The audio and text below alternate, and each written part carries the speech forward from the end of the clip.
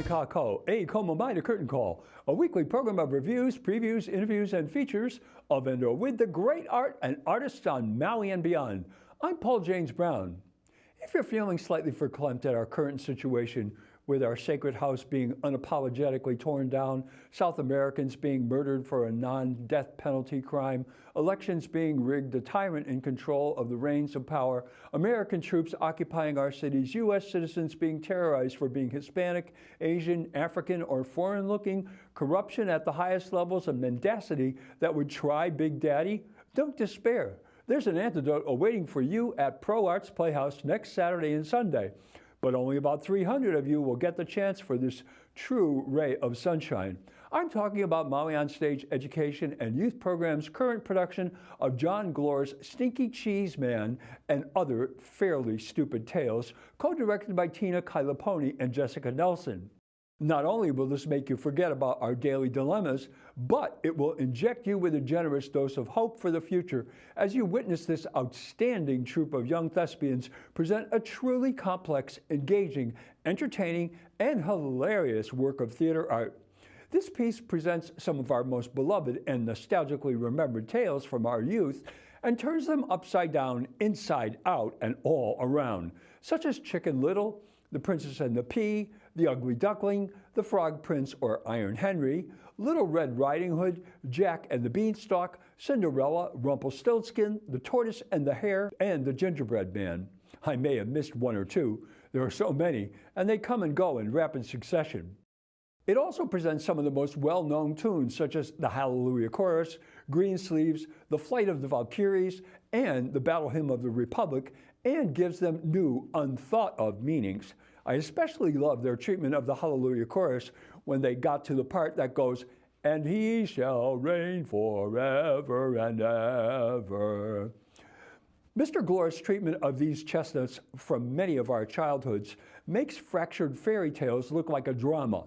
The skill with which this young team of performers presents these stories cannot be overstated. The sudden entrances and exits, changes of scenery, interruptions requires atomic clock timing and intense concentration, and they never missed a beat. This is a testament to the exceptional work by Ms. Kailaponi and Nelson. The producers of the show do not publish the surnames of their younger actors. They said that it is, quote, our personal preference, unquote, which I respect. In the lead of this show is Ruby as Jack, the narrator and the hero of Jack and the Beanstalk and the Tortoise and the Hare. She displays a command of the stage and a presence far beyond her years. The quantity of her monologues were nearly Shakespearean, although I wouldn't characterize the quality as equal to the Bard of Avon, more like Monty Python. However, the clever turns of phrase and instantaneous transformation from breaking the fourth wall to moving inside and outside the story at hand were seamless and handled with aplomb. She is a budding star, and I look forward to watching her growth. As the Red Hen, bespeckled Elizabeth showed up for every break she could find to try to tell her story. In the end, she did have success. She delivered a loud and clear message each time she was able to grab the stage. She connected with the audience and was clearly having a good time. As the prince in The Princess and the Pea take off, Marcus showed off a lovely soprano voice, and his repartee with Jack was very funny. However, the bravado he displayed with Jack disappeared when his mother, the Queen, played with cunning power by Adelaide, made her entrance. She was totally in control and was going to ensure her son stayed with her.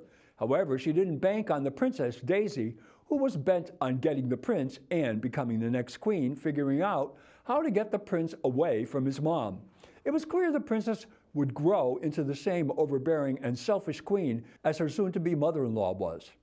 Then as the Frog and the Frog Prince, or Iron Henry, take off, he became a crafty dude who was going to trick the princess, played by Dempsey. Marcus demonstrated his ability to create two entirely different characters in the same show. Olivia shows up throughout the show as the Surgeon General and the legal guy with warnings and instructions. She knows how to be officious. The Ugly Duckling, played with confidence by Tegan, was taunted by the crowd unmercifully, but was assured if she waited, everything would change and she would show them. Cinderella is Lucy. She had her toils and she was ridiculed by the stepmother, Adelaide, in another phase of motherhood, and her stepsisters, Daisy and Dempsey, who exhibited appropriate cruelty, self-centeredness, and better-than-thou attitudes. Kailea as Rumpelstiltskin found the inability to identify and say the name correctly by one and all was a source of frustration. As Foxy Loxy, S.J. appeared in several scenes when a sly trickster was required. In her leather motorcycle jacket and striped pantaloons, she embodied the quintessential grifter. The moment she doesn't just break the fourth wall, but recruits from it, was priceless. The Jack and the Beanstalk story was rather twisted. Here the narrator, Ruby, gets to enter into the show as Jack and has a difficult negotiation with the giant, Dina, who has a different idea about how the story should go and is rather convincing. Dina's gravelly voice and recalcitrant mustache made for one of the funniest and most memorable characters in this show. Sosie as Chicken Licken, McKenna as Ducky Lucky, Naya as Cocky Locky were convinced the sky was falling, despite evidence to the contrary, and when S.J., Foxy Loxy, leads them off, the look she gives to the audience informs that perhaps this wasn't the best idea for them. In The Tortoise and the Hare, we see Jack as the tortoise and Evelina as the hare. This one will set one back from all previous expectations. The cow that was cleverly composed of Anuhea and Evelina was another creative moment in this show filled with them. Finally, we come to the takeoff on the gingerbread man, with Violet as the old man and Ahua as the little old lady.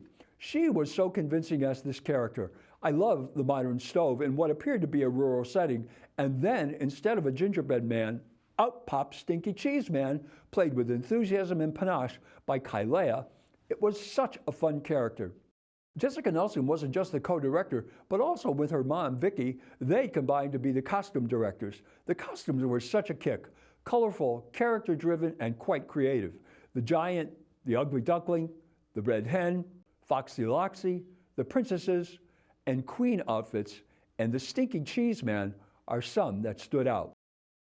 The directors worked to make this a youth show, so the stage manager and sound operator was Sasha Mizell. The sound and lighting design were done by ProArt's resident sound and light person, Angel Juarez.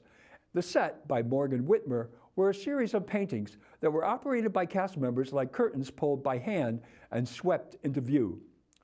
Ms. Kyla Pony and Ms. Nelson have done a superb job with these young people. They have had an experience they will never forget, appearing on a stage that has such a distinguished history before a paying audience as the culmination of all the hard work they have put in to create this wonderful night at the theater will impact them for the rest of their lives. The well-deserved standing ovation they received will be among the highlights of their remembrances. Once again, Barry Kawakami and Wave of Harmony Foundation have stepped up along with the Gilbert and Eileen Kamchuk Charitable Trust to sponsor this show. Mahalo nui loa. You only have 3 more chances to catch this uplifting, funny, excellently played theater piece Saturday at 11 a.m. and 2 p.m. and Sunday at 2 p.m. It's only going to get better, if you can imagine that. Go to proartsmaui.org for tickets and information. It's a marvelous show you don't want to miss. Well, that's Curtain Call for this week. Mahalo nui loa for tuning in. I'm Paul James Brown. Maui strong. Ahui ho.